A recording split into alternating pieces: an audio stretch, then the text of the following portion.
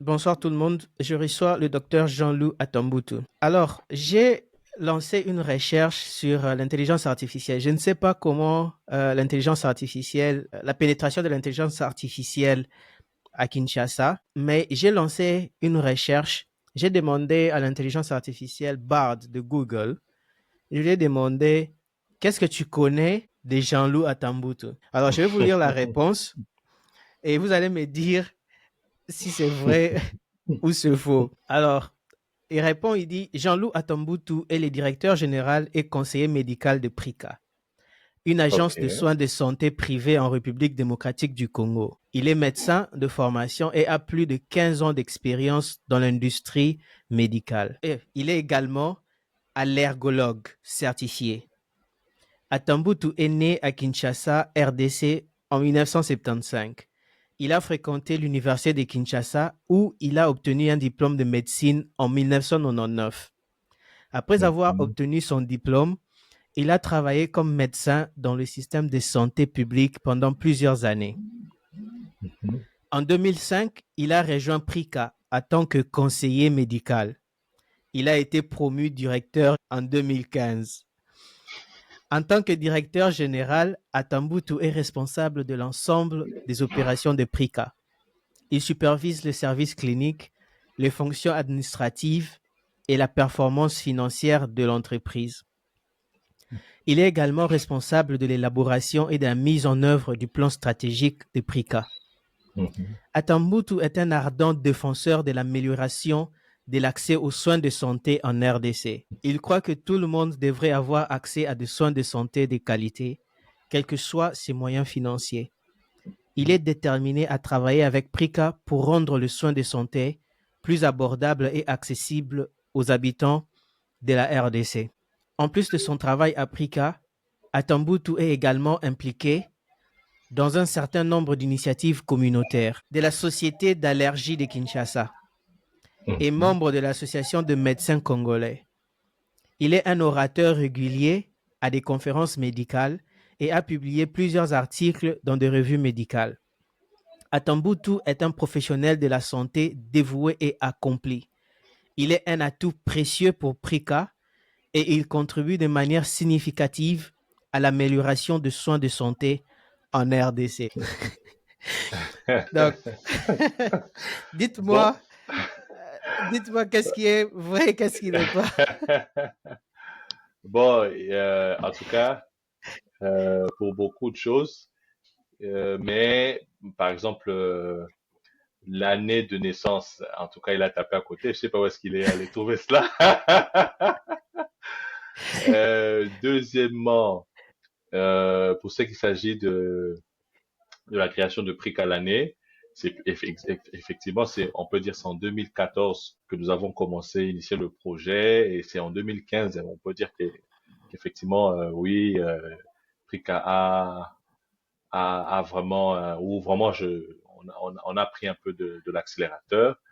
Donc, ça, alors, il a parlé aussi, où est-ce qu'il a, oui, l'université, c'est plutôt en 2010 que j'ai fini. 99, c'est l'année où je peux dire que j'ai terminé mon cycle secondaire.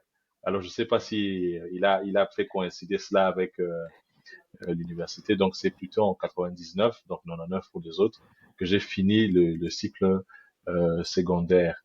Qu'est-ce qu'il a dit encore? Alors, l'association, je ne suis pas, effectivement, je suis membre de l'Association nationale de formation continue en allergologie, mais j'en suis pas, bon, on peut dire oui, hein, je suis un des fondateurs, hein, parce qu'effectivement, la législation congolaise demande sept personnes, donc je suis un des sept personnes. Donc, il a quand même dit beaucoup de bonnes choses, il faut dire. Donc il s'est débattu, mais j'ai pas vu où il a parlé des autres aspects, c'est-à-dire les autres associations où j'œuvre, notamment, on va en parler, c'est Divine Kids TV, donc c'est Diki TV qui est une plateforme spécialisée dans les médias éducatifs et aussi chrétiens, donc pour enfants D'abord, on avait pensé au tout petit, mais déjà là, nous sommes en train de, un peu comme on dit, to change the mind. Donc, on veut l'élargir parce que il paraîtrait que les enfants, Mhm. c'est de 7 à plus de 77 ans. Donc, donc c'est ça. Ouais. Et puis, il y a un dernier projet aussi qu'on avait commencé, même si bon, on a un peu levé les pieds, qui était un, alors, que je crois que c'est de là qu'il a tiré les informations sur le souci d'offrir des soins à tout le monde, quel que soit le coût. C'était plutôt le projet Hosto. Donc, c'était un projet qui permettait à des personnes d'accéder au personnel de santé, aux professionnels de santé, où qu'ils soient, mais aussi de permettre aux professionnels de santé d'avoir des informations médicales sur tout ce qui concerne les métiers de la santé. Donc c'était un peu ça. On peut dire Mhm. que bon, il est à 70%, en tout cas bien plus. On va revenir dans toutes ces choses. La raison pour laquelle j'ai commencé par l'intelligence artificielle pour avoir ces informations sur vous, c'est que vous avez initié PRICA, qui veut dire Private Care. Mhm. C'est ça, Ouais, non? La signification de exact. PRICA. Vous avez initié, vous êtes là, si pas le premier, mais parmi le première personne à Kinshasa de lancer la télémédecine et la médecine à Mhm. domicile. Il y a 10 ans, il y a 10 ans de cela Mhm. que vous avez commencé le projet PRICA jusqu'à à le mettre en œuvre. Aujourd'hui, il y a l'intelligence artificielle qui arrive. Je ne sais pas au Congo ou en Afrique à l'instant, mais à l'Occident, c'est vraiment un big deal. C'est quelque chose que tout le monde en parle, tout le monde veut intégrer l'intelligence artificielle et les gens ont peur de perdre leur emploi dans ce domaine. Et l'intelligence artificielle aujourd'hui, ça veut dire que les gens disent que ça va remplacer beaucoup de métiers. Et certaines personnes même essayent de voir comment est-ce que l'intelligence artificielle intégrée dans la médecine peut remplacer le médecin. Dans le sens où, si je me sens pas bien, je peux juste parler avec l'intelligence artificielle et l'intelligence artificielle va me dire exactement ce qui ne va pas et qu'est-ce que je dois faire. Mais en partant, par exemple, de l'information et de toutes les histoires que l'intelligence artificielle n'a pas trouvées sur Mhm. vous, ça me fait un peu douter de, de Mhm. ces Mhm. statements, dire que ça va remplacer Mhm. tout le Mhm. travail. Et qu'est-ce que vous-même, personnellement, pensez de l'intelligence artificielle et dans le domaine médical? Bon, faut dire que moi aussi, j'étais de tous ceux qui étaient un tout petit peu euh, réticents, pas parce que c'est pas quelque chose de bien, mais surtout sur cet aspect que vous avez abordé, c'est-à-dire euh, la justesse ou la précision ou voire la confiance totale qu'on veut donner à cet outil. En tout cas, après avoir écouté ce que vous avez lu à partir de l'intelligence, moi je pense que plutôt ça peut être utilisé comme un outil parce que dans le domaine médical, dans mon domaine par exemple, il y a des choses qui ne sont pas objectives, des choses objectives. Par exemple, le flair. Dans ma pratique, oui, il a parlé de 15 ans, mais on va dire qu'en réalité, ça va faire, c'est 13 ans, bientôt 14 ans. J'ai eu beaucoup de cas où les examens paracliniques semblaient me donner d'informations contradictoires à ce que moi j'avais en examinant mon patient, en écoutant les plaintes de mon patient. Je vais prendre un cas banal. Moi, j'exerce en Afrique. Il y a eu plusieurs fois où j'ai eu des patients, euh, selon leurs plaintes, on pourrait dire que ce patient est en train de souffrir de paludisme, de malaria. Mais en faisant les analyses, la goutte épaisse semblait plutôt m'indiquer le contraire. C'est que il est possible que ça soit une autre pathologie infectieuse qui soit à la base des symptômes de mon patient plutôt que le paludisme. Pourtant, moi, j'étais totalement convaincu. En fait, le patient a été mis sur notre traitement, mais ma présomption était tellement forte que j'ai demandé de répéter le test quelque temps après, à un autre moment. Et c'est à ce moment-là que l'examen a pu mettre en évidence ce que moi je pensais dès le départ. Bon, ça c'est juste un exemple. C'est vrai, on peut penser que peut-être est-ce que ce n'est pas le technicien qui a fait l'examen qui s'est trompé. Mais il y a des examens au-delà de cela. Par exemple, on a eu la pandémie à la Covid. On a des patients qui, deux fois, avaient des tests qui semblaient être négatifs au départ. Mais on a utilisé une autre méthode. En fait, après, l'autre méthode a été utilisée après. Mais déjà, cliniquement, nous, on pensait que les symptômes qu'il avait pouvaient être la Covid et on a commencé un traitement très tôt et ce qui nous a permis d'avoir quand même un bon résultat. Je pense qu'on peut le considérer comme un outil d'accompagnement pour alléger, par exemple, le médecin à certaines tâches. Je vous donne l'exemple. J'ai été à un stage au CHU de Lyon Sud, en France. Par exemple, ils utilisaient une application qu'on appelait Easily. C'était une application de saisie des notes. Vous voyez? Or, cette activité est chronophage pour le médecin deux fois. Vous voyez? Donc, je pense que ça peut être un atout dans ce sens, c'est que ça peut faciliter certaines tâches pour le médecin, pour le rendre plus disponible pour d'autres patients. Parce que je vous donne un exemple par ma spécialité, l'une de mes spécialités, l'allergologie, c'est que déjà les premières consultations, ce sont des consultations chronophages. Il faut minimum de 30 à 45 minutes pour pouvoir écouter totalement le patient et être sûr, parce que c'est l'interrogatoire, c'est ça l'outil le plus performant pour comprendre d'où proviendrait l'allergie. Donc déjà, par exemple, on peut faire un travail de fond. Le patient peut, par exemple, déjà parler de ces éléments et je peux déjà avoir des informations en avance.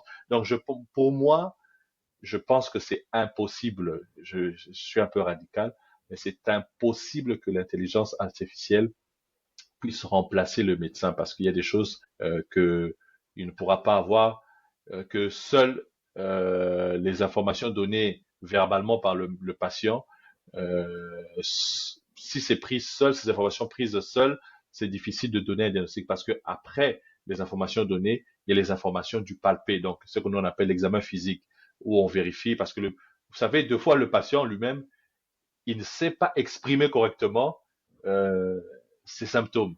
Je vais vous faire rire. Il m'est Ouais. déjà arrivé un patient me dire, docteur, en tout cas, j'ai eu beaucoup de frissons. Frisson, chez nous, c'est le terme qui est utilisé pour dire une personne qui ressent une sensation de froid et ses muscles se contractent et il fait vibrer ses muscles pour produire de la chaleur et donc on voit la personne grelotter. Et puis je lui ai posé la question, je lui ai dit, mais comment est-ce que vous ressentiez cela? Il a dit, non, en tout cas, j'avais mal dans le corps et j'avais mal à la tête. Vous voyez, donc, ce patient-là, frisson, c'est avoir mal dans le corps, avoir mal à la tête. Alors que quand on a mal dans le corps, c'est un autre vocable que nous utilisons. On parle plutôt de courbature ou de myalgie pour dire douleur musculaire. Donc, vous voyez que déjà là, cette information donnée à l'intelligence artificielle va le diriger vers un faisceau de diagnostic alors que le patient parlait de douleur musculaire. Vous voyez? Bon, autre chose, c'est l'examen clinique. Le patient peut avoir des plaintes, mais il y a aussi des fausses plaintes, euh, mais que nous décelons par l'observation. Le patient vous dit qu'il a très mal à la tête, mais c'est quelqu'un qui est souriant. Okay. Vous voyez, donc ce sont des choses que la caméra, bon, à moins qu'on intègre aussi cela, des caméras qui détectent le faciès, la mine, oui, ça peut aller, mais il y a des choses subtiles qui ne sont pas décelées même par ce regard, mais sont décelées par les autres questions que le médecin pose et qui le patient est inconscient qui ne comprend pas pourquoi on m'a posé cette question, mais sans le savoir, le patient dévoile réellement ce qui est au fond de sa tête ou au fond euh, de, de sa pensée, surtout pour les maladies, par exemple, psychiatriques, où le patient ne se sait pas malade, ne se croit pas malade, c'est plutôt le jeu de questions, Mhm. on voit dans la construction de son raisonnement, c'est là qu'on comprend que c'est une construction qui n'est pas cohérente ou qui ne cadre pas avec la réalité. Donc je pense que ça pourrait être un outil d'aide, mais je pense que c'est impossible qu'il puisse remplacer le médecin. Peut-être, peut-être pas maintenant, parce que la technologie Oui, évolue, peut-être dans 20 ans, dans 30 ans, mais il y a aussi une question oui. de confiance. Ça veut dire que quand je vois un médecin, un humain, il y a cette confiance Mhm. qui s'établit, mais cette confiance que je vais donner à une machine de me donner des diagnostics et d'avancer dans cette direction. Ça aussi, je pense que c'est un long chemin. Par exemple, le point que vous avez soulevé sur la façon dont l'intelligence artificielle fonctionne, ça veut dire vous lui donnez deux mots, c'est Natural Language Processing. Ça veut dire qu'il prend des mots que vous donnez et il recherche et revient avec une réponse cohérente à partir de mots que vous avez donnés. Donc, si vous déjà donnez une mauvaise direction, comme vous avez donné l'exemple des frissons et des courbatures, c'est déjà une diagnostic déjà à côté. Donc, ça, c'est intéressant. Mais j'ai pensé à ça quand vous avez lancé Prika, par exemple, en 2015. Vous avez commencé cette télémédecine où les patients pouvaient vous appeler au téléphone, vous décrire, par exemple, et vous envoyer parfois vous envoyez des demandes des examens et parfois vous descendez sur place si il y a un besoin. Et aujourd'hui, je vois tout cela. Là, c'est 10 ans. Oui. Il y a de cela 10 ans. Mais aujourd'hui, je vois tout cela simplifié, par exemple, avec l'intelligence artificielle. Comme vous avez dit, c'est un outil, mais c'est pas nécessairement quelque chose qui doit remplacer un médecin. Qu'est-ce qui est allé dans votre tête? Pourquoi vous avez commencé Prika? C'est comme j'ai dit au départ, vous êtes si pas le premier, mais l'un des pionniers de la télémédecine à Kinshasa. Qu'est-ce qui a causé cette envie de lancer Bon, Prika? cette envie a été motivée par le besoin de certains de mes patients. C'est que j'avais constaté, pas seulement mes patients, mais certains patients, j'avais constaté qu'il y avait des patients pour qui, soit par leur métier, soit par leur... il était difficile de pouvoir se présenter comme tout le monde dans un hôpital.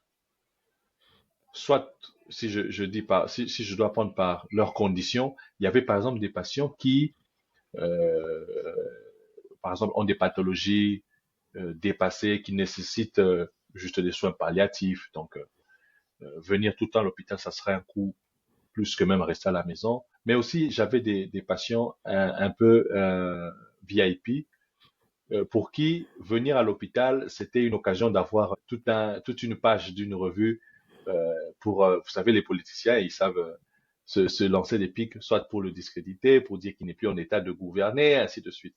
Donc c'était deux fois difficile. Mais il y avait aussi d'autres qui voulaient vraiment une certaine, mais aussi d'autres qui avaient tout simplement peur du milieu hospitalier, parce qu'il y a des patients qui, dès qu'il arrive à l'hôpital, en tout cas, sa tension augmente, il est encore le patient est plus malade, la personne est encore plus malade qu'avant. Donc c'est toutes ces informations qui m'ont dit que peut-être pour ces patients, il faudrait et d'autres, j'allais oublier, et d'autres carrément, en réalité, ces personnes sont tellement occupées que deux fois ou souvent elles oublient leur rendez-vous ou elles viennent, elles sont obligées de venir à l'hôpital à un moment où on trouve pas tous les médecins ou tous les examens parce que soit ouais, à l'époque c'était pas tous les hôpitaux qui offraient un service du 24 hours. Donc il vient, on dit bon le labo est fermé, il faut revenir demain. Or demain euh, à 8 heures ou à 6 heures, lui il a une réunion. Vous voyez, donc c'était ça.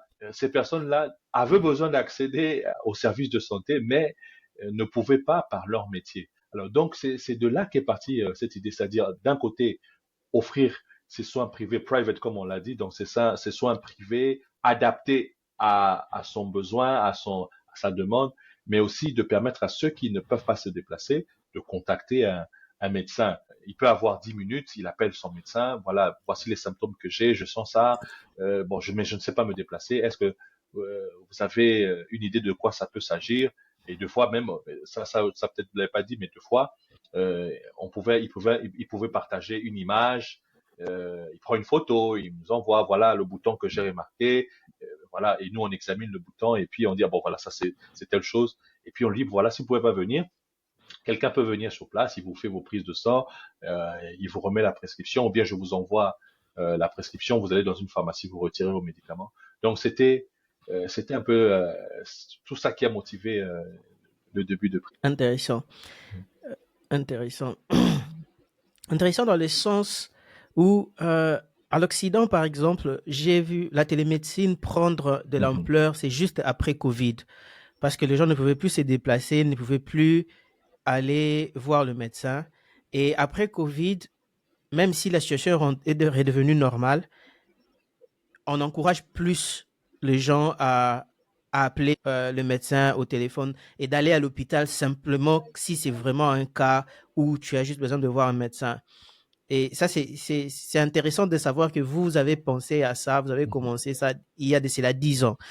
Et en Afrique, c'est super intéressant. Mais revenons euh, mhm. à Covid, par exemple. Pardon.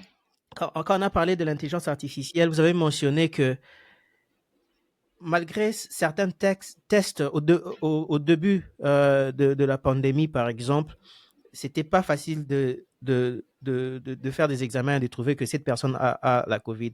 Mais par le sens du médecin, vous pouvez commencer un traitement et les tests après va prouver que c'était la COVID.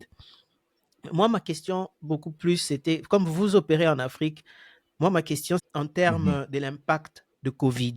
Aux États-Unis, par exemple, il y a 1 million de personnes qui sont mortes de COVID. En Angleterre, on avait des jours où chaque jour, nous avions 1500 morts chaque jour pendant, je sais pas moi, une semaine, 2 mois. Mais en Afrique, il y a une différence. Et pendant que nous comptions de morts en Occident, c'était des lockdowns. Nous sommes fermés dans des maisons, on se rassemble même pas. Mais en Afrique, c'était pas le cas.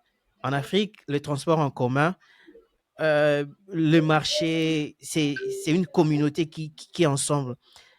Et on s'attendait à ce que le cas de Covid soit plus grave en Afrique qu'en Occident par rapport aussi aux infrastructures médicales mhm, euh, en Afrique.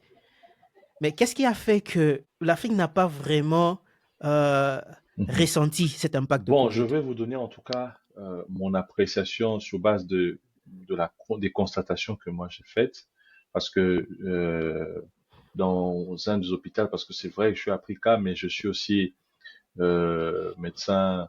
Je preste aussi, comme là où je suis là actuellement, je preste aussi dans un hôpital de la ville.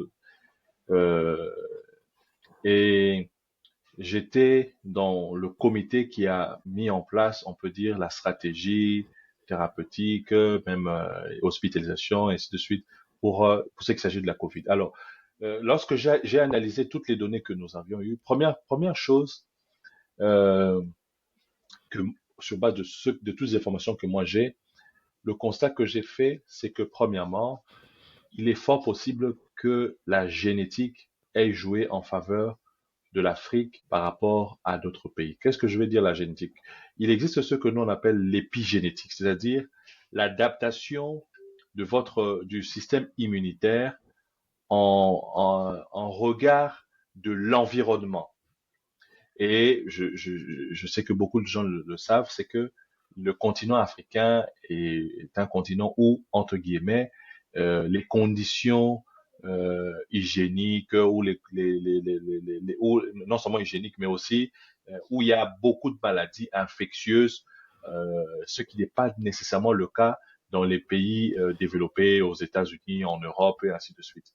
Donc, j'ai eu l'impression que l'exposition à plusieurs maladies infectieuses a eu un effet, entre guillemets, protecteur ou réducteur de l'impact de la COVID sur la population qui vivait en Afrique. Quand je parle de la population qui vit en Afrique, ce n'est pas seulement les Noirs, c'est-à-dire même les autres races, les Chinois, les Caucasiens, ainsi de suite, les Américains, qui ont été exposés à l'environnement africain pendant un certain nombre d'années, ils ont développé leur système immunitaire s'est adapté en regard de notre épidémiologie. Et ces personnes ont résisté de façon égale, noire comme pas noir, jaune ou race blanche, ils ont résisté de la même manière. Contrairement aux Africains qui, euh, par exemple, ne sont pas nés en Afrique ou n'ont pas eu de contact assez important avec ces pays. Je ne parle pas seulement de l'Afrique, mais de certains pays même asiatiques, par exemple le Vietnam. Même ces Africains ont été frappés de la même manière que les autres. D'ailleurs, pour essayer de corroborer ce que je dis, il y a, si je le retrouve, il y a une Française qui avait 102 ans qui a attrapé la Covid et qui avait beaucoup de maladies, de facteurs de risque cardiovasculaire, diabète, hypertension. On craignait que la Covid puisse l'emporter, mais elle n'a fait que 3 jours d'observation. Alors, en épluchant son dossier, c'est une ancienne infirmière qui a exercé pendant plusieurs années en Afrique, qui a exercé pendant plusieurs années au Vietnam et au Cambodge. Donc, c'est-à-dire, son cas vient effectivement corroborer ce que je suis en train de dire, c'est-à-dire que, d'un point de vue immunité, elle a été mieux équipée que ses compatriotes qui n'ont pas eu à être exposés à cela. Ça, c'est la première raison. La deuxième raison, euh, je peux dire que c'est le mode de vie euh, en Afrique et ailleurs. Premièrement, lorsque j'examine les données que moi j'ai ici en Afrique, les personnes qui ont été les premiers à attraper la Covid, ce sont les personnes qui fréquentaient la ville, et c'est-à-dire des milieux clos, les travailleurs de bureau, au gouvernement, et ainsi de suite. Donc, milieu clos, climatisation, ainsi de suite. Mais alors que la population générale, même si on pouvait les retrouver au grand marché, mais c'était des espaces ouverts. Donc, et d'ailleurs, les études maintenant même l'ont prouvé a posteriori, c'est que le fait d'être dans des milieux ouverts, ça ralentissait la propagation du virus. Et d'ailleurs, je crois que si vous suivez les publicités que passait Santé publique France, on recommandait toujours, au bout d'un certain temps, ouvrez vos fenêtres pour aérer. Donc, ce Les qui fait fenêtres.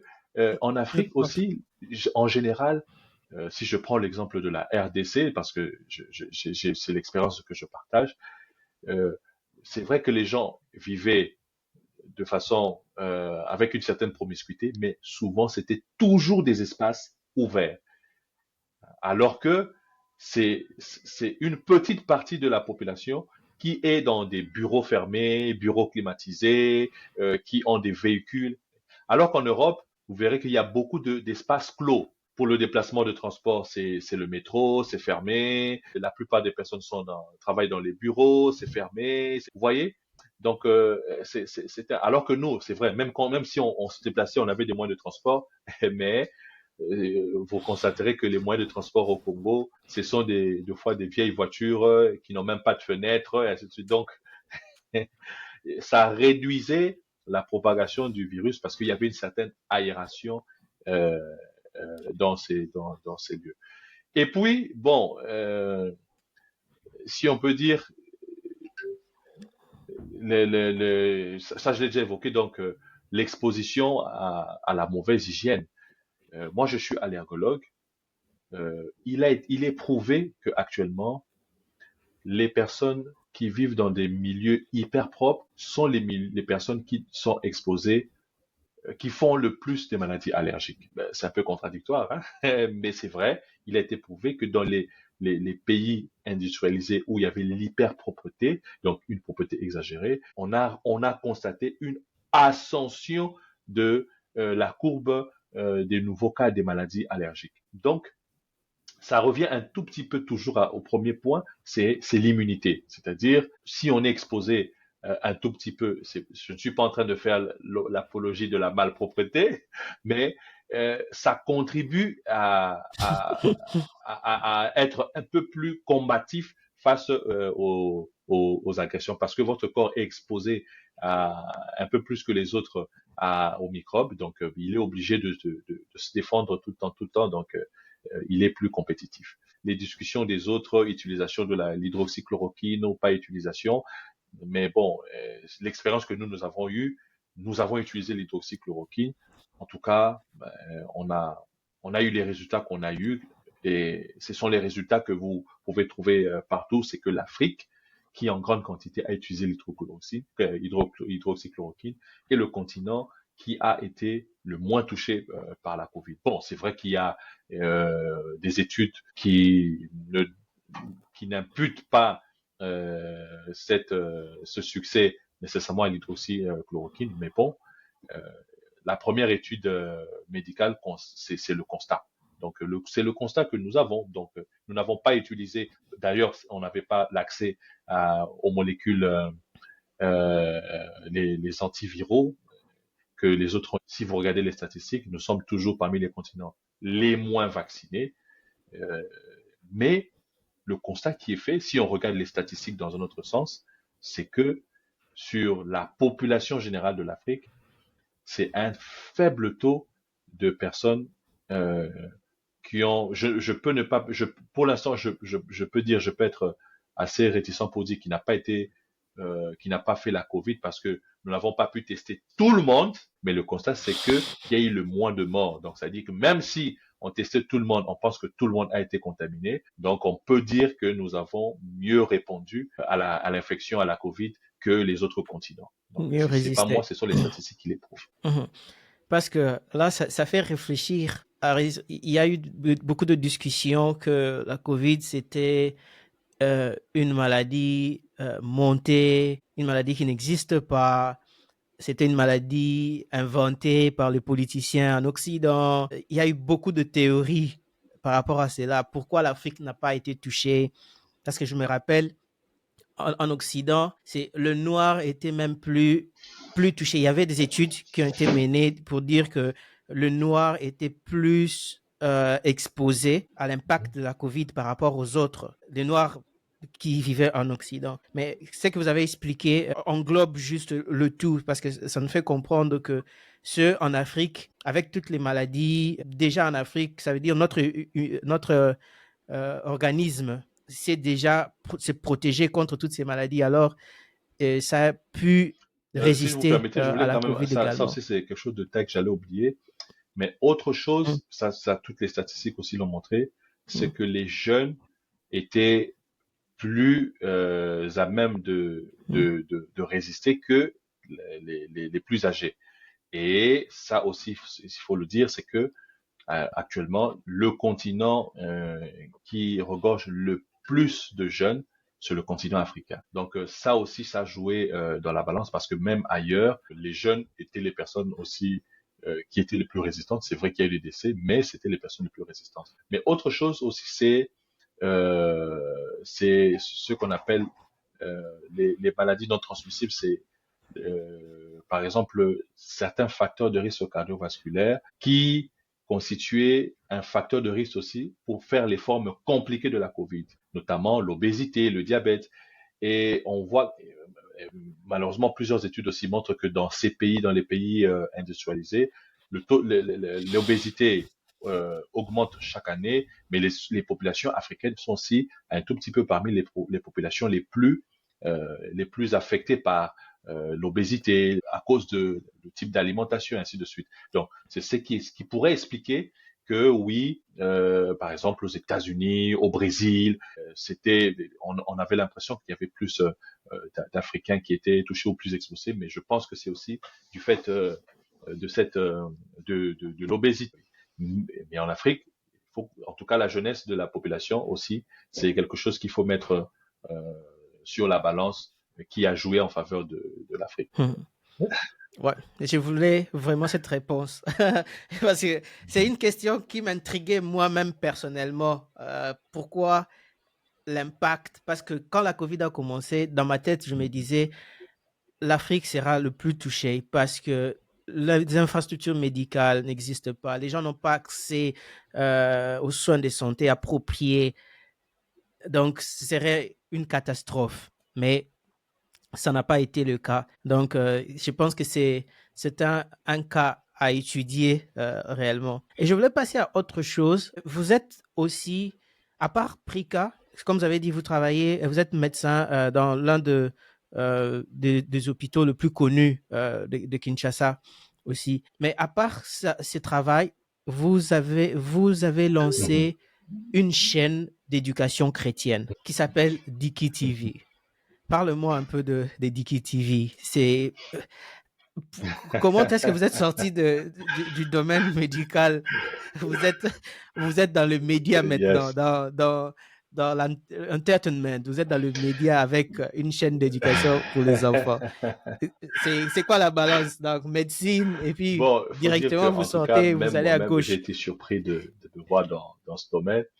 Mais c'est parti du fait que, à la base, moi-même, je suis chrétien et je suis croyant et je suis vraiment pratiquant. Chez moi à la maison, on avait pris l'habitude, ma femme et moi, de choisir ce que l'on voulait pour nos enfants, parce que, comme vous savez, actuellement il y a beaucoup de courants donc qui jalonnent notre vie quotidienne. Donc LGBT, ceci, comme pour dire, moi je ne suis pas contre les entre guillemets les homosexuels, hein, je ne suis pas contre cela parce que le problème ce n'est pas les personnes, mais ce que les autres, en fait, ce que les autres qui ne partagent pas les mêmes valeurs reprochent, c'est plutôt le comportement. Donc ce ne sont pas les personnes. Alors moi aussi je suis parmi ceux qui voulaient préserver certaines valeurs, oui que l'on trouve beaucoup dans la vie, dans ma foi, dans la vie chrétienne. Et malheureusement, euh, je constatais que mes enfants étaient exposés à des choses qui véhiculaient plutôt le contraire de ce que moi je voulais. Par exemple, je retrouvais des dessins animés où euh, un enfant pouvait se mettre à crier sur son papa ou sa maman. S'il était en colère, il pouvait claquer la porte à ses parents pour manifester sa colère. Je ne suis pas contre le fait que les enfants doivent dialoguer avec leurs parents ou que les enfants, comme vous aimez bien dire en anglais, can voice their opinion. Donc, ils peuvent exprimer leur avis, mais Mhm. je suis de ceux qui pensent que ça doit se faire selon un modèle qui préserve le respect entre les deux strates. Donc, d'un côté, ce sont ceux qui vous ont donné la vie et ceux qui prennent soin de vous en tant que parents, et de l'autre côté, en tant qu'enfant. Parce que j'estimais que on veut trop mettre en exergue le droit des enfants, mais sans pour autant mettre en exergue les devoirs de ces enfants. Oui. Alors, donc, c'est pour cela que Les la devoirs. plupart de ces valeurs que moi je voulais leur transmettre se retrouver dans autre chose que ces dessins animés. C'est de là que est parti ce réflexe. Pour eux, on téléchargeait des dessins animés qu'on trouvait soft, qui étaient plus, qui allaient dans le sens de ce que nous on voulait. La majorité c'était des dessins animés chrétiens, mais il y a aussi d'autres dessins animés généraux où on voyait, on valorisait ces histoires, donc le respect des adultes, la charité, l'amour des autres, le respect des autres, le respect de tout le monde, donc tous les gens, mais qu'il n'y avait pas là-bas parce que même là où entre guillemets on parlait des gens, on avait l'impression que c'était un peu comme une dictature, c'est-à-dire si tu n'acceptes pas, ça veut dire que tu n'es pas dans le bon. Alors que la liberté, c'est que chacun s'accepte ceux qui disent Mhm. pour eux. Donc, tout le monde, ceux qui disent pour eux que, en tant qu'enfant de Dieu, je ne dois pas me conduire de cette manière. Cette personne, on doit aussi accepter son point de vue. Et ceux qui pensent que, bon, pour moi, je pense que je peux aller dans ce sens. Oui, c'est votre point de vue. Donc, personne ne doit imposer le point de vue et personne ne doit empêcher l'autre d'éduquer ses enfants selon son point de vue, sans pour autant mettre les autres comme des extraterrestres, et ainsi de suite. Donc c'est de là que cette idée est partie. Mais ensuite, je me suis dit, mais c'est vrai, je, je pense que franchement, j'ai entendu une voix intérieure. Je pense fortement que c'est le Seigneur qui m'a parlé, qui disait, oui, c'est bien pour tes enfants, mais il y a d'autres parents dans le monde, de par le monde, qui aussi voudraient bien que leurs enfants aient ce genre de médias, que eux aussi ils aient accès à des dessins animés soft, pas seulement des dessins, à de la musique soft, parce que maintenant c'est tous les médias qui véhiculent des messages qui ne sont pas toujours acceptables ou qui ne sont pas toujours adaptés à l'âge des enfants. Alors il me dit, mais oui c'est bien, mais peut-être que ce serait intéressant de faire bénéficier de ce que vous faites pour vos enfants à tous les autres parents et à tous les autres enfants. Dicky est parti, donc le nom, ça reflète un peu ce à quoi je crois, donc Divine, parce que quelque part aussi, je trouvais étrange, euh, deux fois lorsque je discute avec des collègues ou tout qui entre guillemets sont des occidentaux, entre guillemets, d'autres ne croient pas que bon, Dieu existe. Mais j'étais étonné que chaque fois on disait waouh, c'est magique, it's magic. Alors je comprends pas comment est-ce qu'on peut croire à ce qui est magique, mais ne pas croire à ce qui est divin. Ben, j'ai dit ben, peut-être parce qu'ils ne savent pas qu'il existe le divin qui est au-delà du magique, qui est en tout cas à mon entendement, à ce que je crois et à ce que j'ai vu et j'ai expérimenté, va au-delà du magique. Parce que deux fois, on voulait coller le mot magique à ce qui est fantastique, alors que ce qui est divin est plus que fantastique. Donc c'est là que le nom même est venu, donc Divine Kids, Diki, TV, pour dire que c'est un média. Mais aussi, je suis de la RDC, il y a une de nos langues qu'on appelle le Lingala. Il y a un mot qui exprime lorsque, par exemple, on veut chatouiller quelqu'un pour produire le rire, ainsi de suite. Donc, on appelle ça faire du diki-diki. Donc, diki-diki, donc provoquer le rire en chatouillant la personne. Donc, je me suis dit, bon, voilà, ce mot se balancerait dans les deux sens. Donc, le but de la chaîne, c'est c'est vraiment les entertainment, comme vous avez dit, distraire les enfants, Mhm. égayer les enfants, donc leur faire des diki-diki, mais en même temps, c'est de véhiculer du divine, donc c'est de véhiculer des valeurs qui permettent aux enfants de grandir de façon correcte, d'avoir Mhm. du respect pour euh, les grandes personnes, d'avoir du respect pour son pays, de ne pas, parce que vous savez en Afrique, l'Afrique, c'est la corruption, c'est ceci, or ce sont des valeurs, ce sont des choses qui sont valorisées par par la foi chrétienne. Bon, donc c'est de là qu'est parti Dicky. Mais je vais vous Mhm. dire que j'ai eu la même question que vous parce que quand j'ai pensé à ça, je dis mais comment est-ce que je vais faire? Moi, je suis médecin, je comprendrais qu'on me demande de monter un cabinet, de faire une émission pour bon. Alors j'ai reçu un message qui me dit bon, un peu comme quand Marie, celle qui a donné naissance à Jésus, on lui a dit elle peut se poser la même question, mais comment ça arrivera? On lui a dit, le Saint-Esprit vous couvrira. Alors, moi aussi, j'ai eu l'inspiration. On m'a dit, voilà, tu vas aller par telle étape, telle étape. Alors, je me suis inspiré de certains autres médias qui étaient déjà des médias pour adultes, mais qui ont commencé aussi petit à petit par euh, une chaîne, sur le net, une page Facebook, et ainsi de suite. Donc, je me suis dit, OK, donc moi aussi, je vais commencer par cela. Donc, je vais aller sur le net, je vais créer un site web, je vais ouvrir une page Facebook, une chaîne YouTube, et ainsi de suite. Donc, c'est comme ça, de fil en aiguille, Dicky a commencé, on a commencé à acheter du matériel, on a reçu même du matériel des personnes qui ont aimé le projet, dont l'un est juste en face de moi, donc l'une des personnes. Donc c'est comme ça que Dicky est né. Et tantôt là, si comme on va le dire, c'est que on compte même aller au-delà de de ce qu'on avait prévu au départ, parce que chaque jour c'est comme si vraiment on veut être un entertainment pour tout le monde, non seulement les tout petits, parce qu'au départ c'était pour mes enfants comme je vous ai dit, mais mes enfants sont en train de grandir. Donc j'ai Mhm. compris que ce que je leur proposais il y a 2 ans ou 3 ans, ça commence à être des jouettes. Donc j'ai ma fille, mon aîné, qui a déjà 11 ans. Donc les mêmes dessins animés que je lui. Donc j'ai compris que je dois aussi évoluer. Donc c'est pour cela qu'on dit qu'il veut aussi euh, s'agrandir et commencer à toucher tout le monde. Et jusque-là, quels sont les challenges, quelles Bon, sont les difficultés voilà. que La vous première rencontrez difficulté, euh, en tout cas, parce dans que ce comme je vous ai projet? dit, le projet, lorsqu'on a commencé, on voulait qu'on commence d'abord sur le net, et puis on va passer sur la télévision, comme la convention, comme vous savez, donc TNT et les chaînes satellites. La première difficulté, elle est financière, c'est-à-dire trouver de l'argent pour acheter le matériel. Si vous allez sur Diki TV, vous allez voir qu'il y a des émissions que nous produisons nous-mêmes. Il y a d'autres vidéos que nous obtenons gratuitement d'autres personnes qui adhèrent à notre projet. Mais il y a d'autres vidéos que nous ne pouvons pas obtenir sans payer. Okay? Donc, il y a des dessins animés qu'il faut payer.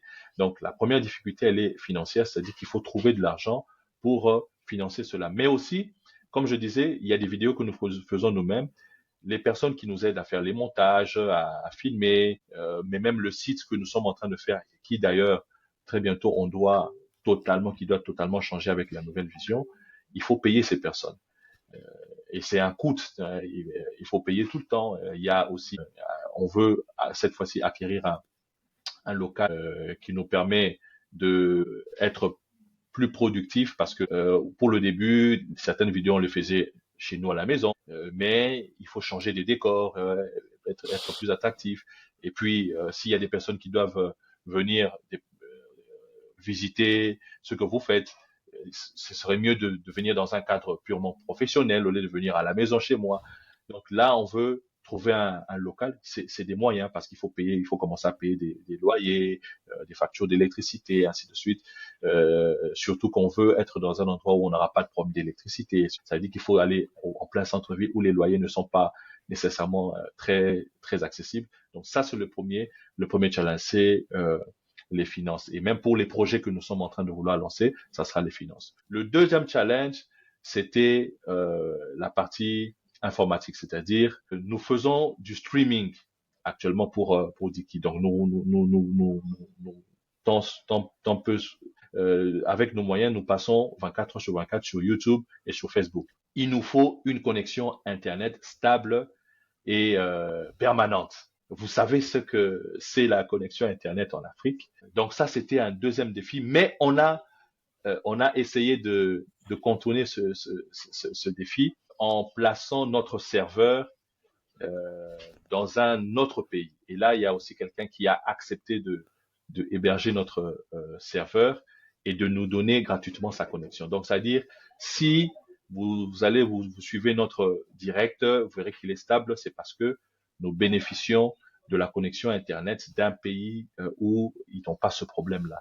Donc ça, c'est une stratégie que nous avons eue. C'était un défi, mais ça reste toujours un défi parce que lorsque nous allons parler des différents projets de Diki, il y a par exemple un projet qui a été inspiré d'ailleurs par vous, c'est que nous voulons toucher aussi la partie anglophone des enfants. Donc, vous verrez, en réalité, si vous allez sur YouTube, vous verrez qu'il y a deux Diki TV. Il y a un qui est en bleu, ça c'est pour la zone francophone, et il y a un deuxième qui est en rose, c'est pour la zone anglophone. Donc, en réalité, il faudra que on ait plus d'un serveur qui nous permette de partager le stream directement à plusieurs, en fait, en deux langues ou en plusieurs langues. Donc déjà là, il faudra que l'on trouve un deuxième matériel, il faudra prévoir d'autres personnels pour gérer cela. Donc, connexion stable aussi, oui. Alors, le troisième défi, donc après le défi financier, Internet, c'est le matériel. Nous avons compris que nous devons nous-mêmes le matériel et puis aussi les ressources humaines. Nous avons plusieurs projets, genre dessins animés, ceci, mais il faut les personnes pour nous permettre de pouvoir réaliser ces dessins animés. Vous savez que c'est pas facile pour réaliser les dessins animés 3D. Il faut des ressources, il faut une technologie, et cette ressource, ça coûte assez cher, donc ça revient encore au premier. Mais aussi, il faut que nous-mêmes nous produisions nos émissions. Donc, il faut des nouvelles, il faut des caméras, il faut de la lumière, il faut pour équiper tous les studios que nous allons installer pour les différentes émissions. Et même, bon, déjà, je vais essayer d'en parler un peu. Donc, un des projets que nous avons, c'est le projet Kairo, qui est un grand projet comment on appelle, de télé-réalité pour enfants, où nous voulons enseigner les enfants, mais en s'amusant. Donc, ça va demander d'avoir des drones, d'avoir d'autres micros, des micro-perches. Donc, c'est vraiment les grands défis. Et puis, donc, c'est un peu en résumé. Mais ensuite, c'est d'avoir du répondant, c'est-à-dire des personnes qui parlent de Diki, la publicité. Bon, c'est vrai que nous, on veut pas vraiment parler de la publicité, mais il faut que les gens soient informés qu'ils ont la possibilité d'accéder à ce type de médias. Il y a des personnes qui en ont besoin. ils ont besoin que eux-mêmes ou que leurs enfants puissent avoir un accès à des médias où ils sont sûrs qu'ils peuvent laisser les enfants sans avoir crainte d'accéder à des vidéos pornographiques qui ne sont pas adaptées à leur âge ou des choses comme ça. Donc, il faut que les gens sachent. Donc, il faut de l'information, il faut des plateformes comme la vôtre pour permettre à ceux que l'information circule, qu'on sache que ça existe, c'est possible d'accéder à des médias de ce genre. Hmm. Oui. Ma prochaine question, c'est que vous avez 5 filles. Pour ceux qui ne savent pas, vous avez 5 filles. Et parfois, j'essaie d'imaginer, vous avez 5 filles et vous avez Prika, qui est votre cabinet privé. Vous travaillez aussi dans l'un, comme j'ai dit, dans l'un des hôpitaux le plus connus de Kinshasa. Et vous avez Diki TV aussi, le projet Diki TV. Comment est-ce que vous trouvez de l'énergie, des ressources pour gérer tout ça? La famille, les enfants Bon, faut et dire tout. que ce n'est pas Comment facile. est-ce que vous faites? Ça a été très difficile surtout. Bon, mais c'est encore difficile jusque-là, mais j'ai trouvé quelques astuces. C'est que j'ai essayé de sectoriser euh, les différentes activités. Par exemple, le matin, euh, lorsque j'arrive, généralement je fais un effort d'arriver assez tôt au travail. Je, je prends quelques minutes pour vérifier si est-ce que ça va nécessiter que je change les vidéos qu'on avait déjà programmées. Donc déjà là, c'est-à-dire pour Diki, nous sommes obligés de créer des playlists parce que, comme je vous ai dit, on n'a pas encore de ressources humaines, mais surtout on n'a pas encore suffisamment de moyens pour garder quelqu'un pour suivre cela. Donc je suis moi-même un peu le régisseur. Donc, je vérifie la playlist. Je vérifie que effectivement le streaming est en train de continuer parce que je ne sais pas pourquoi jusque-là. On a des fois des difficultés avec YouTube. Donc, après un temps, il s'arrête. On ne sait pas pourquoi. On a déjà vérifié tous les paramètres. Donc, il faut vérifier que le streaming est en train de continuer et qu'il n'y a pas quelque chose qui bloque. Et ensuite, la journée, je suis dans mon travail. Alors, mais autre chose qui m'aide, comme je l'ai dit, je suis dans cet hôpital, mais en même temps, je gère Prika. Donc, j'utilise la technologie. Donc, j'ai les réseaux, un des réseaux sociaux qui m'aide à communiquer avec mes collaborateurs ou même avec les clients lorsqu'ils ont besoin de moi. C'est-à-dire que je peux recevoir une demande par WhatsApp et je discute avec le client et je lui pose mes questions, il m'envoie les photos ou on fait un appel vidéo. Ensuite, je partage l'information avec mes collaborateurs. S'il faut que quelqu'un descende pour faire des prélèvements ou puisse remettre une prescription. Donc, en même temps que je fais mes consultations, je peux partager via mon ordinateur. Actuellement, il y a WhatsApp Web, donc je partage les informations, je partage les prescriptions.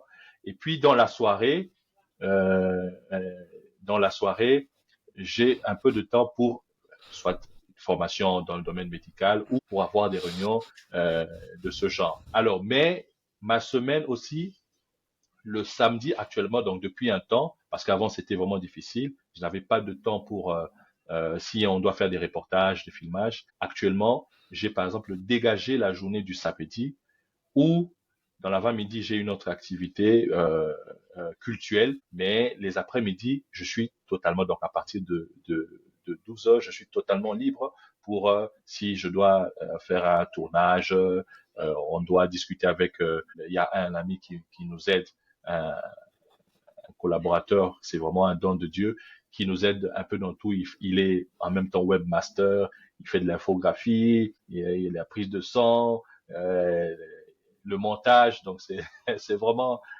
une bénédiction de Dieu pour nous. Et donc on a le temps de discuter sur ça ou de parler des différents projets. Ça c'est le samedi. Et le dimanche, c'est alors le samedi déjà dans la soirée, c'est pour la famille et le dimanche c'est aussi pour la famille.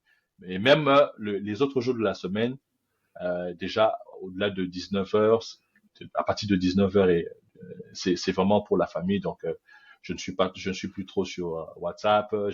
Carrément deux fois même je me déconnecte pour essayer d'avoir une, 2 heures, 3 heures avec ma femme et mes enfants. Donc ah oui, et même bon, deux fois il y a d'autres choses parce que les enfants c'est pas seulement, mais c'est aussi les devoirs. Mais je me dis que franchement, les réseaux sociaux nous aident parce que des fois on faisait des devoirs par WhatsApp. Elles font les premiers exercices.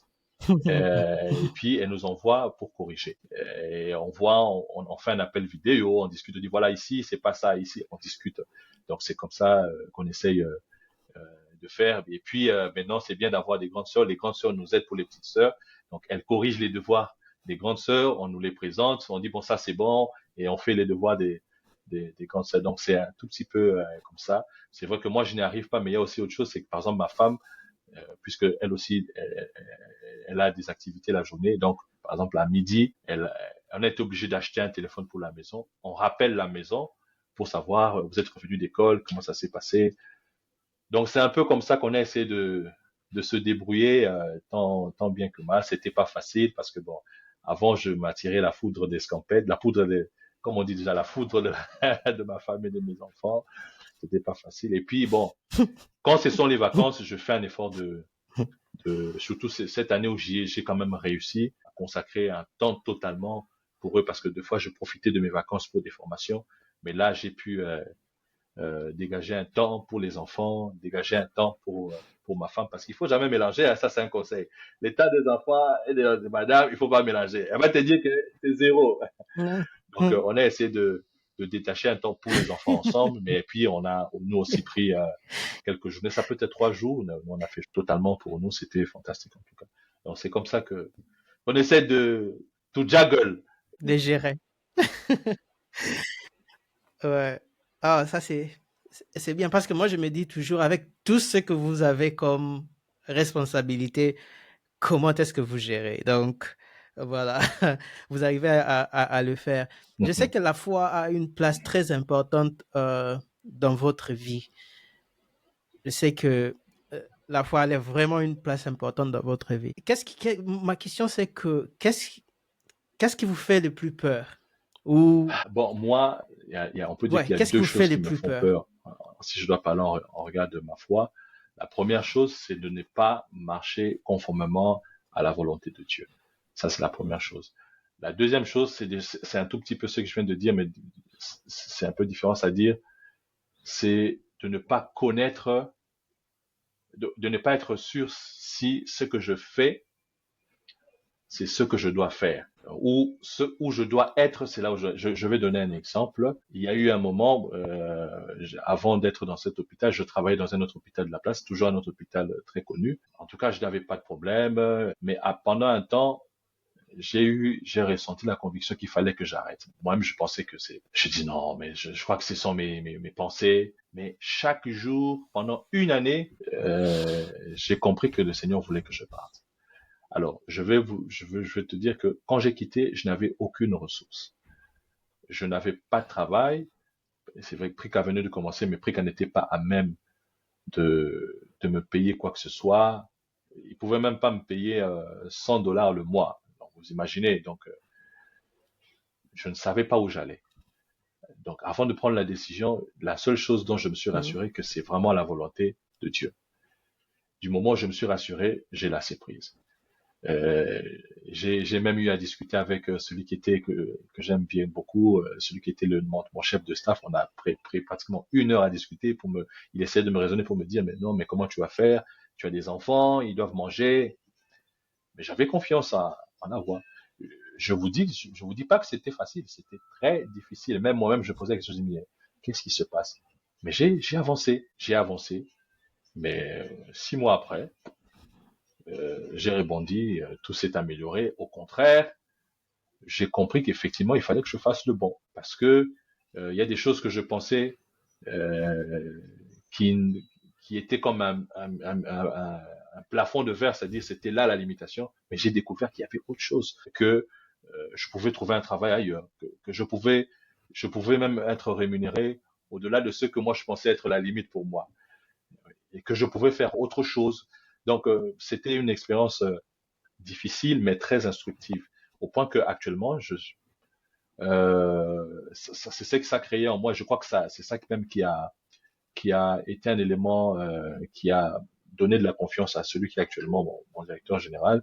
C'est que je n'ai pas peur de perdre un travail au point que je n'ai pas peur de dire la vérité sans choquer. C'est-à-dire, si je pense que c'est pas la bonne voie, c'est pas la bonne stratégie que l'on devrait adopter, c'est pas. Parce que malheureusement, des fois en Afrique, les gens ont tendance de couler dans l'idée du chef, pas parce que c'est la bonne idée, mais parce qu'il se dit, le chef peut dire, bon, ce gars, il devient un frein pour moi, il est contre moi, et ben, je crois que je dois le virer. Vous voyez? Donc moi, je suis de ceux qui disent, si je suis sûr que c'est la bonne voie, c'est juste, c'est vrai.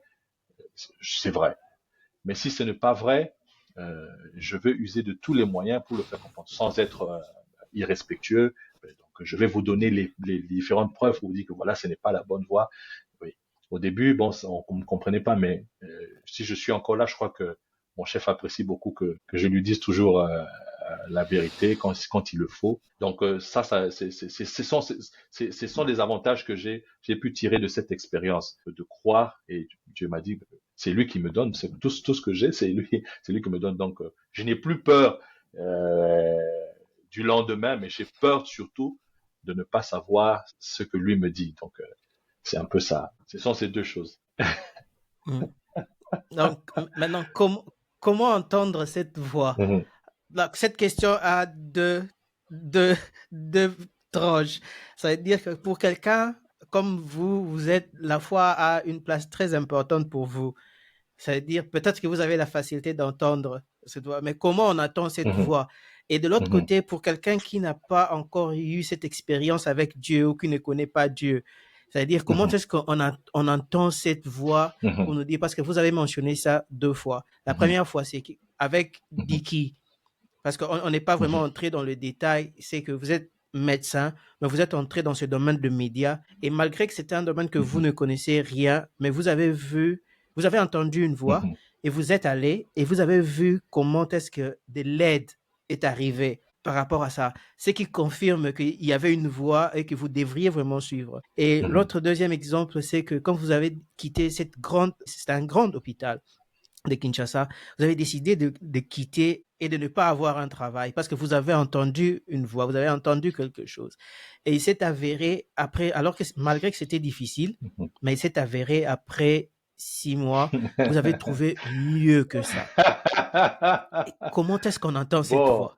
alors, Parce que moi, je voudrais bien entendre la cette première voix. chose que moi j'ai apprise, c'est que euh, c'est l'exemple que Dieu m'a donné, ou les Saint-Esprit m'a révélé. C'est l'exemple d'une amitié, d'une relation d'amitié, ou même c'est l'intimité qui nous fait connaître ce qui appartient à celui avec qui on est en intimité. Donc, par exemple, je vous connais depuis un certain nombre d'années. Je peux ne pas vous voir, mais il suffit que j'entende, on me envoie un voice. Je sais que ça, c'est David.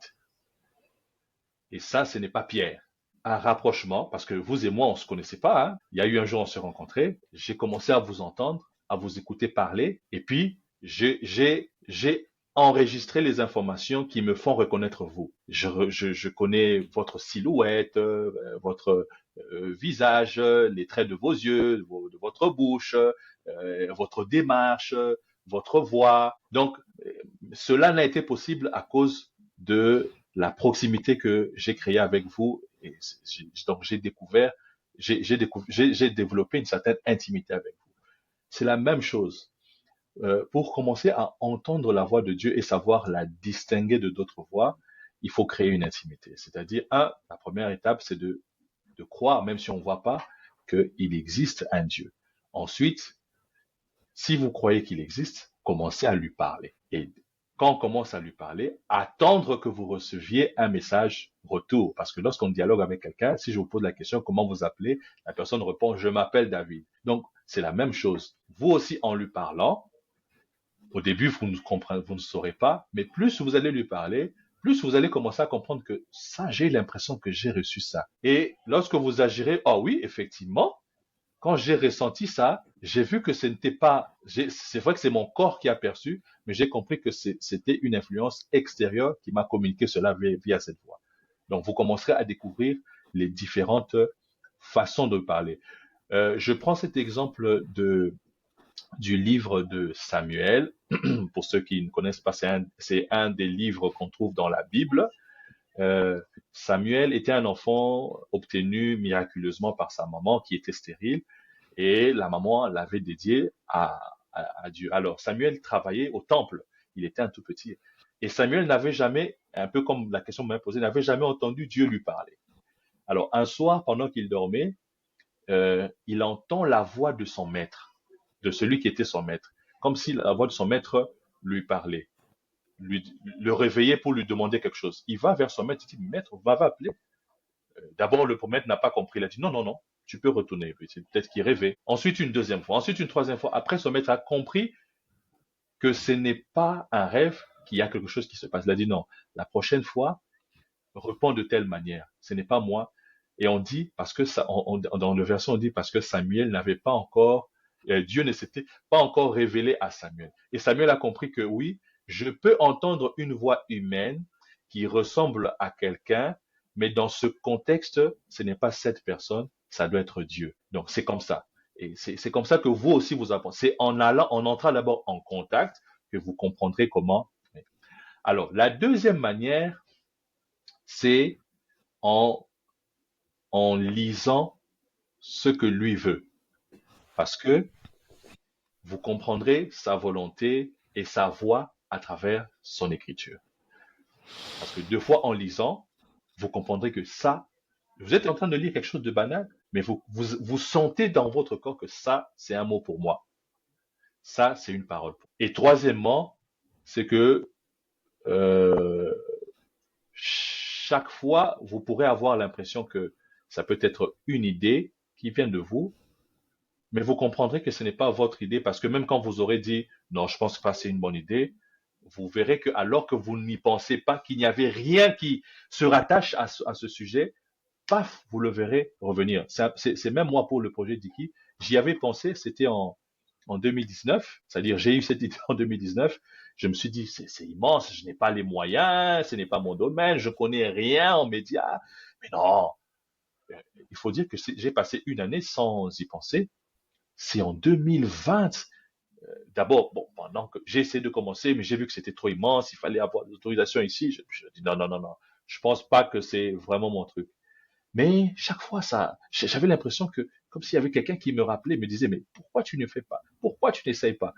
Et c'est vraiment en 2020, pendant le confinement, alors que moi-même j'étais malade, c'est là que j'ai encore entendu avec insistance, alors que je n'y pensais pas. Je pensais plutôt à ma maladie. J'avais la Covid, c'était le début, j'avais toutes les craintes. Est-ce que j'allais mourir? Est-ce que vous voyez? Donc je pensais à autre chose. C'est là que ça revient. C'est là que j'ai compris. Je crois, en fait, parce que c'est à ce moment-là que j'ai posé la question. Je dis, mais comment est-ce que je veux faire? C'est là que j'ai eu cette réponse que le Saint-Esprit te couvrira, donc il te montrera. Et on m'a poussé vers des gens qui ont eu le même chemin. Donc, on m'a dit, mais vois un peu ce que EMCI TV a fait. C'est là que je suis allé me renseigner. J'ai vu qu'ils avaient commencé comme ça. Ils étaient à deux, ils n'avaient pas d'argent. Ils ont commencé par, ils diffusaient d'abord 3 heures par jour, 2 fois. Et puis, ils avaient juste un site web. Et de fil en aiguille. Et puis, 5 ans après, je crois, ils ont lancé une campagne.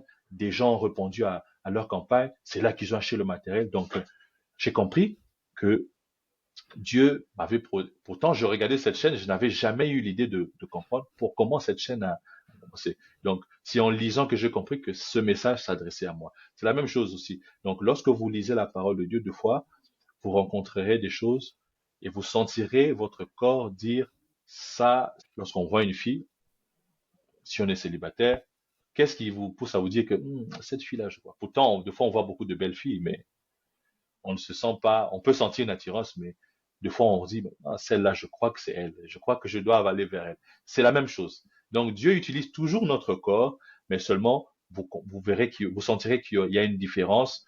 Vous comprenez que la source n'est pas vous, la source c'est une personne extérieure que vous, parce que souvent, des fois vous êtes en train de faire autre chose qui n'a aucun lien avec ce que vous êtes en train de faire, et puis paf, ça surgit, ça vous prend et tout ça. Donc, c'est un peu les trois moyens qu'il faut utiliser pour commencer à écouter et puis il faut pratiquer. Donc, et vous verrez que exactement c'est ça.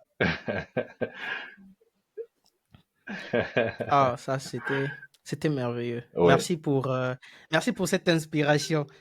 Merci pour cette inspiration, surtout l'histoire de Samuel.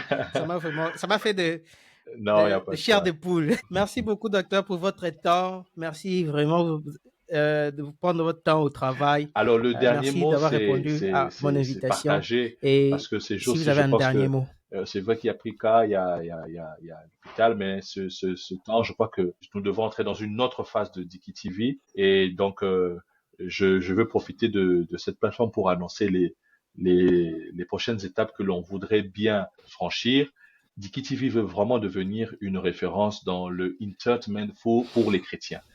Donc, nous voulons avoir la même portée que Netflix. Vous savez, si vous voulez avoir des séries, vous allez sur Netflix. Donc, Dicky veut aussi devenir la référence, ou va devenir la référence pour les, le divertissement pour les chrétiens ou pour ceux qui refusent d'avoir des intrusions de choses qui ne leur plaisent pas. C'est vrai, par exemple, moi-même, j'ai YouTube à la maison pour mes enfants. Ils regardent Diki TV via YouTube, mais deux fois, quand j'utilise le téléphone, il y a des suggestions qui me plaisent pas. Alors, nous voulons aussi, nous allons, pas nous voulons, parce que Dieu a déjà mis cela, nous allons le réaliser, nous allons voir comment le faire, c'est que s'il y aura aussi une application qui vous permettra de suivre des vidéos à la demande, mais aussi d'avoir accès à tout ce qui est divertissement. Quand je dis divertissement, c'est dans tous les box, c'est-à-dire pour les enfants, donc dessins animés, émissions, animations, pour les jeunes, les adultes,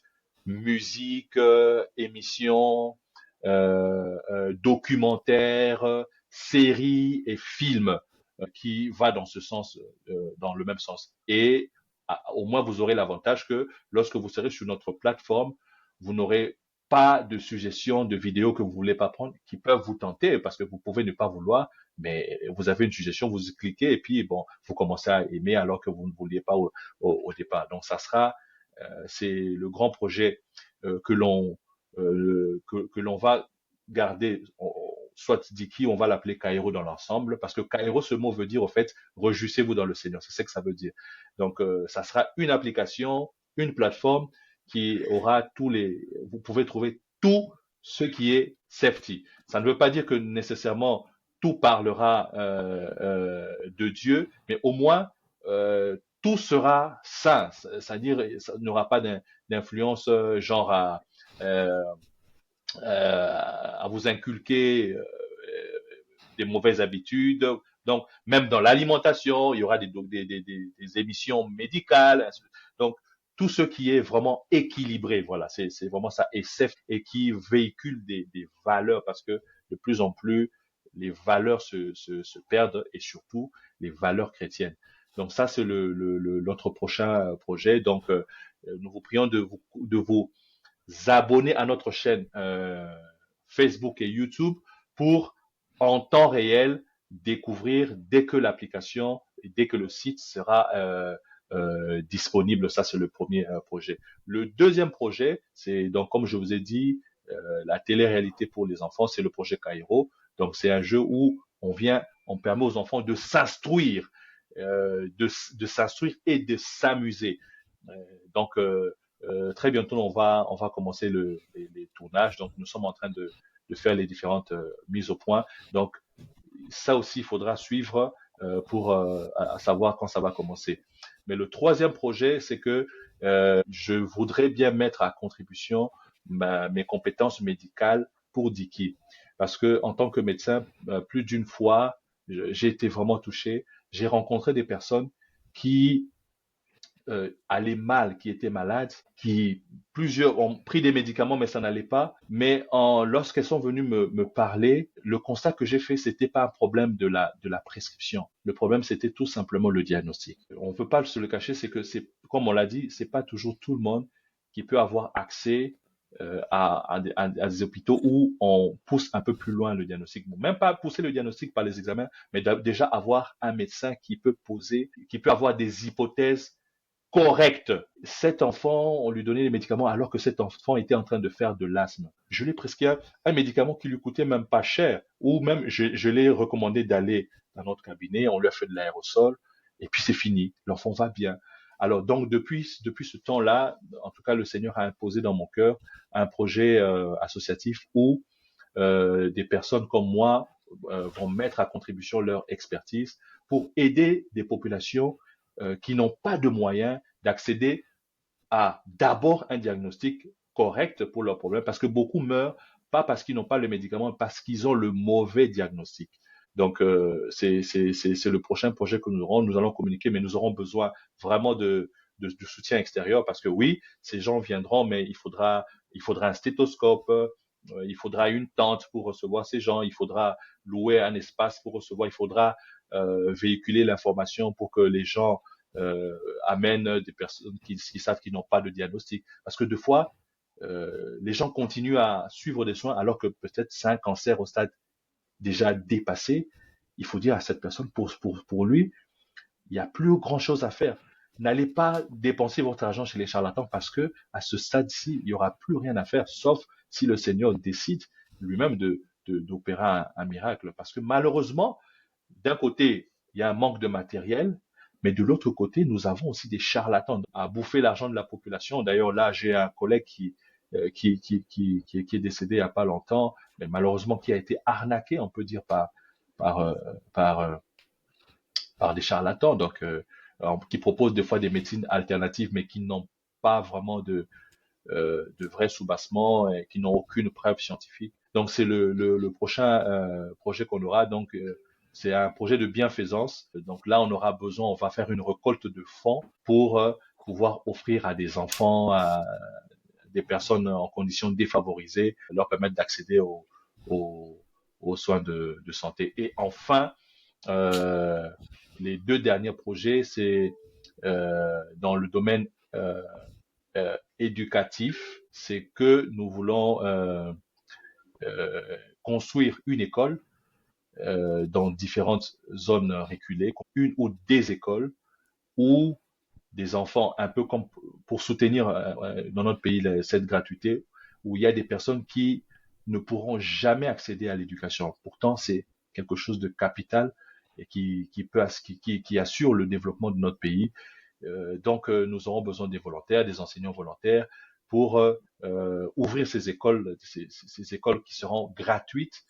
Bien sûr, on ne pourra pas prendre tous les enfants, mais au moins, selon la capacité de nos écoles, ces enfants pourront accéder à l'éducation. Donc, au fait, c'est un paquet. Donc, il y aura l'école, il y aura un centre de jeu qu'on avait dénommé Dikiland, et puis ensuite, c'est vraiment terminer le projet de la chaîne, c'est-à-dire pouvoir acquérir le matériel pour commencer à diffuser sur la TNT et sur les chaînes câblées. Donc, ce sont là les projets qui nous tiennent à cœur, en plus de ce que je vous ai dit. Donc, permettre à ceux que, comme vous voyez les autres chaînes, ils peuvent émettre en espagnol, en allemand. C'est vraiment, c'est ça le projet de Diki, ne pas se limiter aux zones francophones, anglophones, hispanophones, arabiques, et ainsi de suite. Donc, c'est vraiment ça. C'est moi qui vous remercie. Merci beaucoup, docteur. Merci vraiment pour votre temps. J'ai reçu le docteur Jean-Loup Atamboutou. Nous avons discuté de PRICA, qui est Private Care, télémédecine et soins à domicile. Nous avons discuté de Diki TV, qui est une chaîne chrétienne pour les enfants. Et nous avons discuté de comment écouter cette voix intérieure que Beaucoup les de choses. chrétiens appellent Dieu et comment est-ce qu'il jongle toutes ses responsabilités avec la famille. Et merci beaucoup, docteur, d'avoir partagé votre expérience avec nous, d'avoir partagé vos projets avec nous. Ah, Et mais nous vous merci souhaitons beaucoup. Merci tout le d'avoir meilleur et toute accepté la que je puisse réalisation de tous vos vous projets. livrer tous Merci. ces détails sur votre plateforme. Et j'espère vraiment, et je le souhaite, que nous aurons des personnes qui soutiendront ces projets et qui auront une autre image de l'Afrique et de ce qui se passe en Afrique, de ce qui peut se faire en Afrique en tout cas. Merci beaucoup.